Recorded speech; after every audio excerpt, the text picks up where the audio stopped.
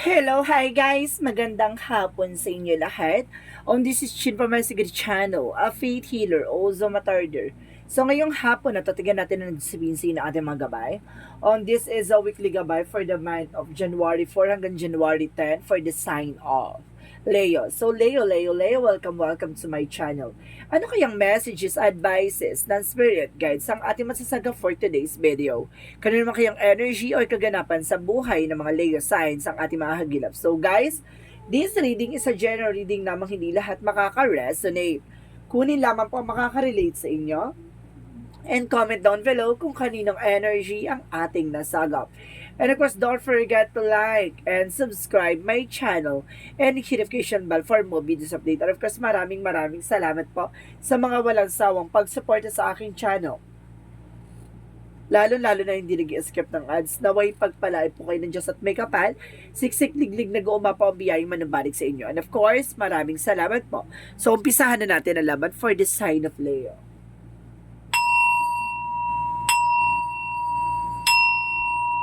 Angel Spirit, please give me information. Ano kayang gusto sabihin sa ng ating mga gabay? Ano kayang mensahe ang ating masasaga? Diba? And of course, there's the High Priestess. So, there's an information dito na with unexpected moment. No? May mga bagay na parang hindi mo ina-expect na mangyari or may mga bagay na ina-expect ka tapos hindi mangyayari. No?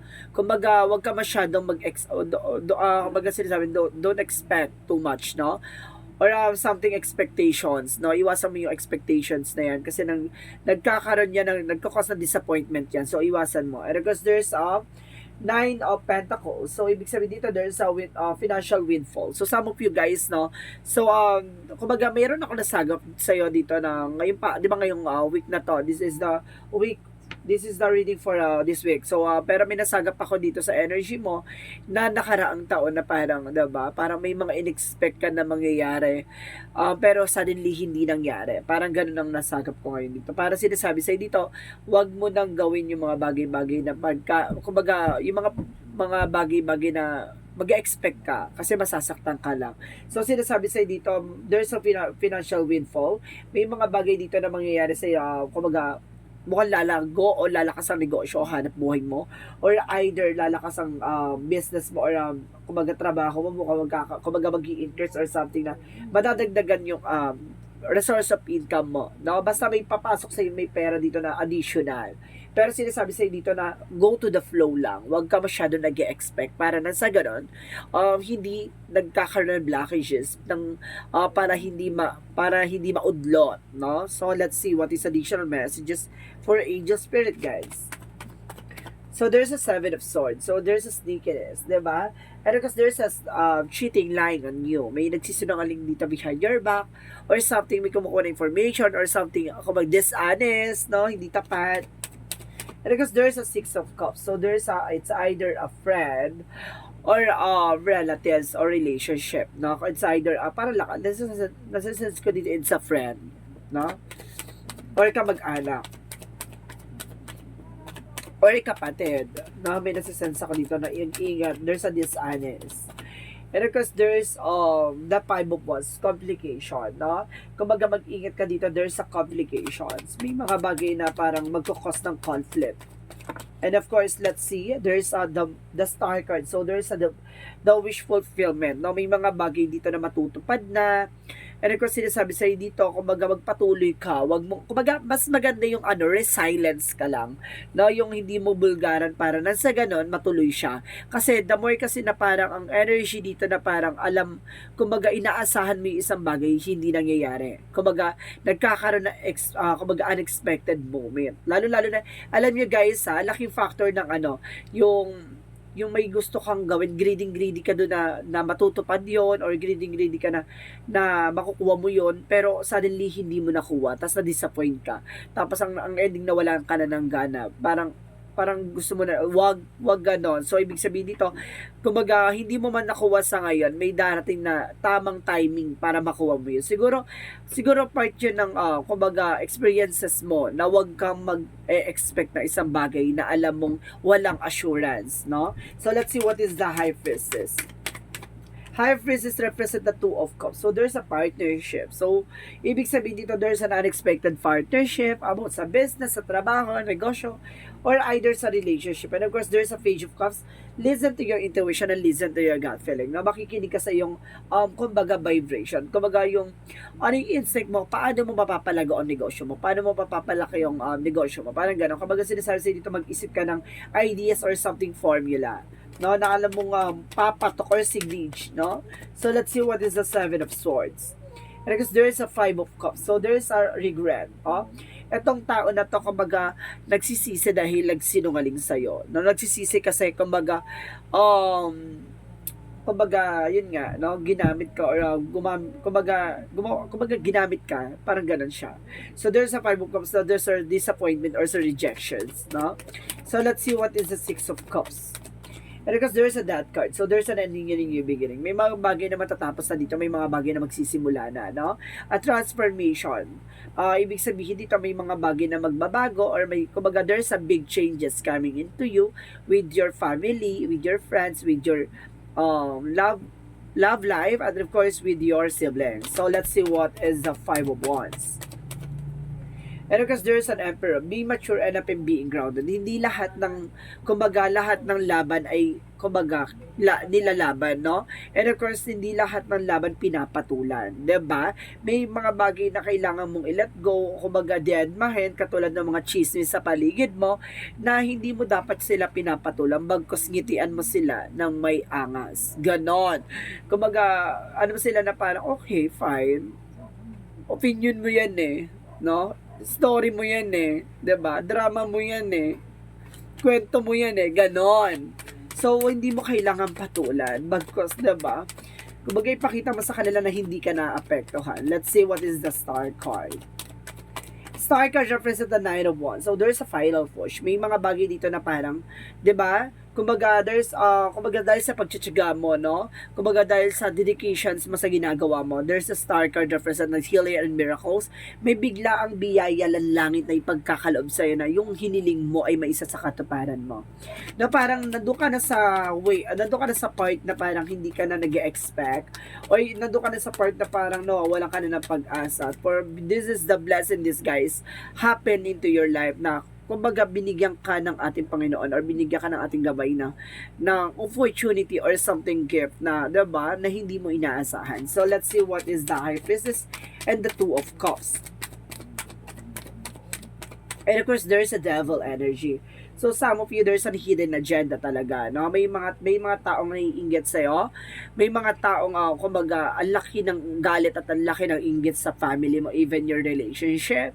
So, let's see. Gusto ko i-clarify what is the devil is all about. And of course, there is an Ace of Swords. So, there is a breakthrough. Maaring, kumbaga, dahil, or mental clarity. Ibig sabihin, naliwanagan ka dito kung sino tong, ang laki ng inggit or galit sa'yo. And of course, there is an breakthrough, magtatagumpay ka, diba? Kumbaga, laban sa kanya, na, kumbaga, yung something temptation or something evil plan na hindi natagumpay, diba? So, let's see what is the Nine of Pentacles and of course, the Page of Cups. And the Ten of Wands. So, represent an obligation or responsibility. So, maaaring, kumbaga, marami kang pasanin ngayon na marami kang problema kumbaga, hinahawakan ngayon na, kumbaga, binabalanse mo yung sarili mo, no? Pinipilit mong balanse at pinipilit mong buhatin yung bagay-bagay na ang bigat-bigat ng bitbitin. And of course, there's a Six of Swords, there's a transition. Makakaalis ka na sa situation, no? Kumbaga, I'm moving forward, no? Kumbaga, hindi ka na tumitingin sa nakaraan, tumitingin ka na sa kasalukuyang mangyayari. So, let's see what is the Six of Cups and the Death card. And of course, there's a Four of Cups. So, there's a re-evaluations, no? Kumbaga, may mga bagay na kailangan mong pag-isipan or kailangan mo munang, kumbaga, pagmunihan or something, take time to make decisions, no? Hindi mo pwedeng maging pala decision ka or, kumbaga, maging aggressive ka sa mga decision mo. Bagkus kailangan mong, kumbaga, maging balanse, no? Kumbaga, salain muna, no? Bago ka mag-final decision. So, parang may final tap. Ganon. So, let's see what is the Five of Wands and of course the Emperor. And of course, there's a Knight of Wands. So, there's a slow and steady. No? Panatiliin mong kalmado. Yung situation, maging mature ka. Diba? Yung parang naiinis ka na pero kalmado ka pa rin. Ganon. Yung parang grabe na yung ginagawa nila sa'yo, pero, 'di ba, pinapakita mo sa kanilang kalmado ka. You know why? Kasi matalino ka na sa part na yon, 'di ba? Hindi ka na yung basta-basta aggressive na parang papatulan sila sa kung ano man na ginagawa nila, na para lang, 'di ba, masaktan ka. So, what is the best revenge is, kumbaga, being a silence, no? Kumbaga walang pinagkaiba sa lion or Leo, no? Leon, na sinasabi dito, itong Leon na to, it's not aggressive person. Siya yung taong, siya yung hayop na tahimik lang. 'Di ba? Tahimik lang kung gumalaw o kumilos, pero kung sumunggab yan, grabe yan. 'Di ba? Ganun yung power na hindi katulad ng mga kumaga ng parrot, like parrot, 'di ba? Something na kumaga mabunganga, no? Pero yung pala walang sinabi, 'di ba? Like, and of course, ano pa ba yung mga ano na kumaga like a snakes, 'di ba? Yung mga ahas na yan na parang, 'di ba? Kumbaga umaaligid-aligid yan. Parang umaano-ano na parang sino tutuklawin. Diba? Ganon, kumbaga, lakasan mo muna yung pakiramdam mo. Hindi mo kailangan maging aggressive. Diba?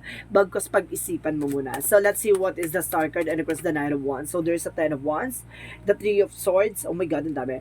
Okay, there's a Five of Pentacles. So, ibig sabihin dito, ito yung backstabbing, betrayal. Kumbaga, there's a pain na nag-cause ng poverty. And kasi sinasabi sa the Nine of King of Wands na kailangan mong kontrolin yung emotions mo, no?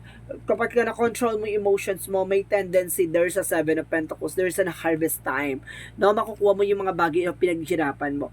Yung ba, alam mo yung parang durug na durug ka, parang alam mo yung wala ka ng ibabangon, pero hindi mo alam, iaangat ka pala ng Panginoon, di ba? So, let's see what is the outcome. Ang pinaka-outcome is the Three of Cups. It's all about social friend or circle of friends. So, ibig sabihin dito, there's a lot of friends na inggitera or something na kumbaga, andyan lang kapag kailangan ka. No? And of course, there's some Empress card na, kumbaga, there's a renewal. No? I-renew mo yung sarili mo, baguhin mo yung sarili mo. And of course, sinasabi dito with the Tower mo, there's a big changes. Ito yung mga bagay na kailangan mo buuin, na, kumbaga, yung mga bagay na nasira nila na hindi ka nila ulit mabubudol or mauuto. Diba? So, let's see what is additional messages for career. For career, and of course, there's a magician. So, there's a manifestation, and of course, there's a Queen of Pentacles. Confidence. No, kumaga sa career mo, no, kailangan confidence ka, and of course, parang gusto mong i-manifest na lumaki yung business mo, or yung trabaho mo, or something, yung resource of income mo, kailangan, kumaga, may ang motivation mo is palawakin ang resource of income mo. No? Magkaroon ka ng confidence to manifest what your dreams or desires into reality. So, let's see what is additional messages for love life. For love life, so there's a Four of Wands, so there's a wedding, homecoming, or something twin flame energy with the King of Swords. So, magbibigay ito ng mental clarity or something stricting. Kumbaga sinasabi dito itong tao na to, kumbaga puputulin yung mga bagay-bagay or information na hindi nakakatulong sa kanila with your relationship. Or either yung mga tao sa paligid nila na traidor, kumbaga gano'n, or friends na, kumbaga there's a temptation or something na, kumbaga, or sinasabi ng buyo or kumbaga nagsusulsol, no? Parang sinasabi dito, ito yung tao na ito yung relationship niyo yung magbibigay ng boundaries to each other, no? Na kailangan yung alisin yung mga negativities, no? Yung toxicities. So, let's see what is additional messages or about sa health. So, there's a Chariot card. So, there's an action. So, kailangan nyo nang mag-take ng action about sa health nyo, no? Kumbaga, may mga bagay lang na kailangan mong gawin or kailangan mong kainin or kailangan mong, kumbaga, ihain, no? At kailangan mong gawin sa iyong tahanan. There's a Ten of Cups. There's a Ten of Cups, there's an happiness sa iyong family. So, ibig sabihin, nagdaan ng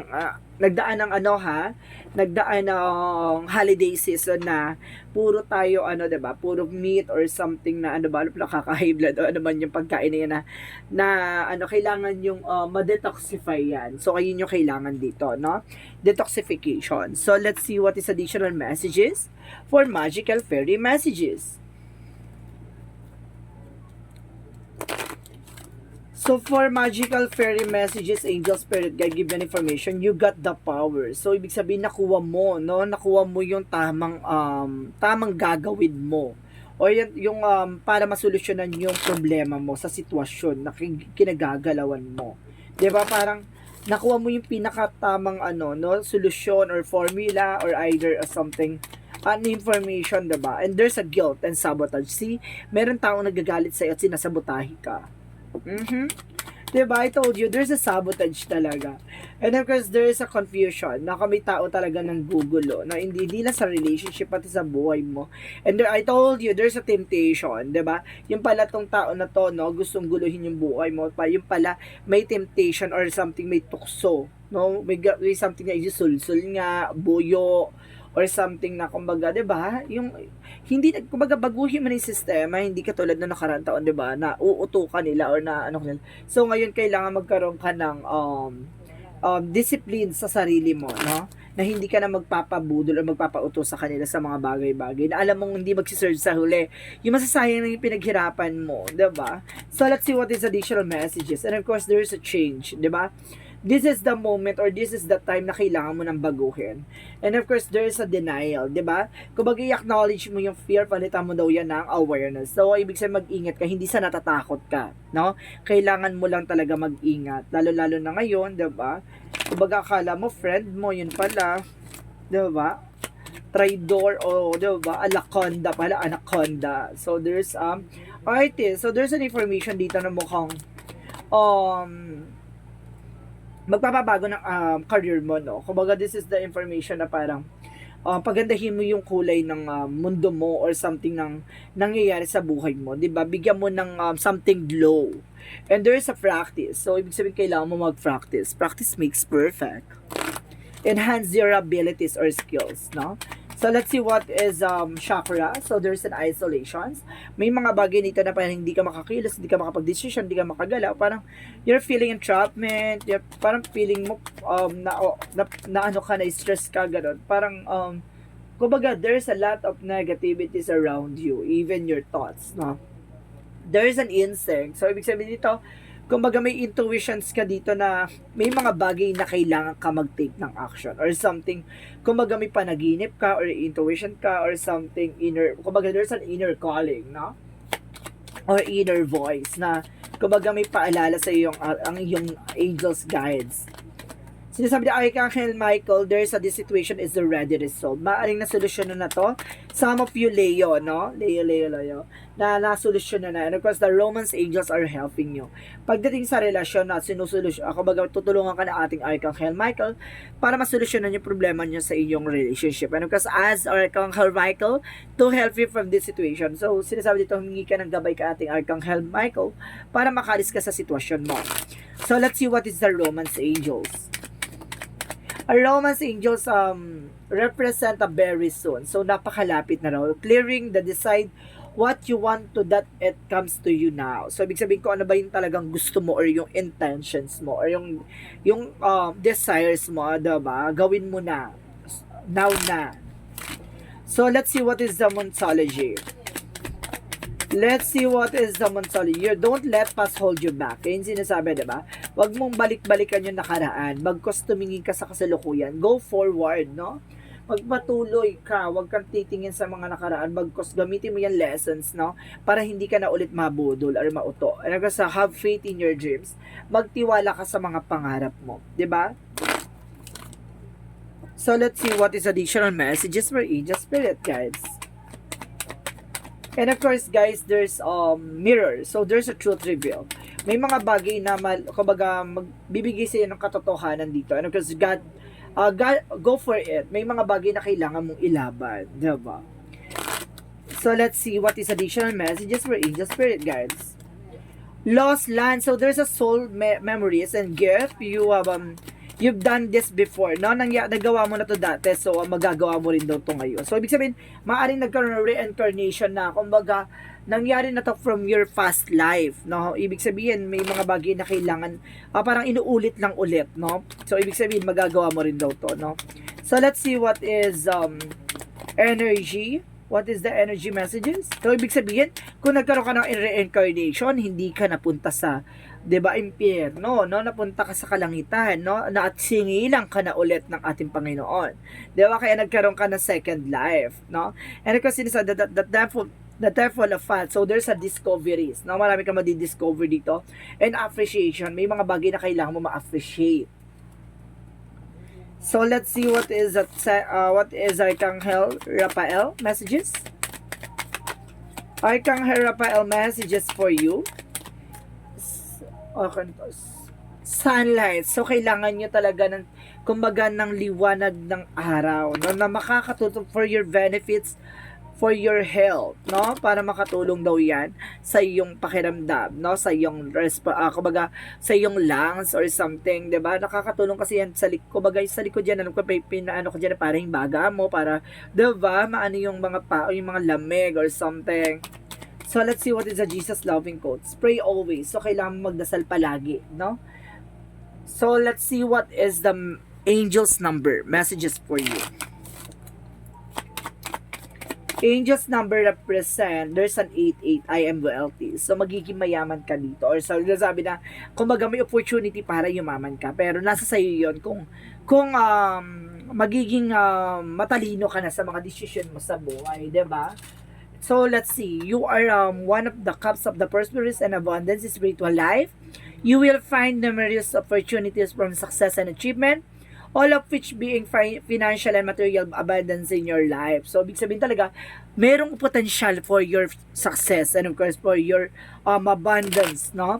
Talaga sinasabi lang sa'yo dito na kailangan mo lang talagang gawin yung mga bagay-bagay na alam mong nakakatulong sa at may benefits sa huli, 'di ba? So, let's see what is the messages of life. So, there's a simplicity. At sinasabi dito, today, I choose to simplify my life as I do so. My burdens lighten. I release my ego need to understand, to prove, and to control. Instead, I undertake every task with an open, humble heart. Seeing through the eyes of the child, I discover life in all its wonder and simplicity as the complication and chaos of the mind fall away. I remember I am one with the light. So, ibig sabihin, maging simple ka sa buhay mo or maging simple ka lang sa mga bagay-bagay o hangarin mo. Huwag masyadong bongga o huwag masyadong ingrande sa lahat ng decision or kumbaga celebration. Para lagi mong isipin yung mga pinaghirapan mo ay kumbaga kailangan maging ano siya, diba? Maging worth it talaga, diba? At marunong ka dapat magpasalamat at mag-appreciate kung ano man ang meron ka. So, this reading is a weekly gabay for the month of January 4 hanggang January 10 for the sign of Leo. So, Leo, maraming salamat for your wonderful reading. So, once again, this is Chin Rodriguez from Masagari Channel, a faith healer, also mata reader. And of course, maraming salamat sa mga walang sawang pagsubaybay sa aking reading, lalo-lalo na sa aking channel. And of course, lalo-lalo na hindi nag-skip ng ads, naway pagpalain po kayo ng Diyos at may kapal, siksik, digdig, nag-umapaw ang biyayang manabalik sa inyo. And of course, don't forget, this reading is a general reading lamang, hindi lahat makaka-resonate. Kunin lamang po makaka-relate sa inyo and comment down below kung kaninong energy ang ating nasagap. Maraming salamat guys and see you in the next video. Bye-bye and babush!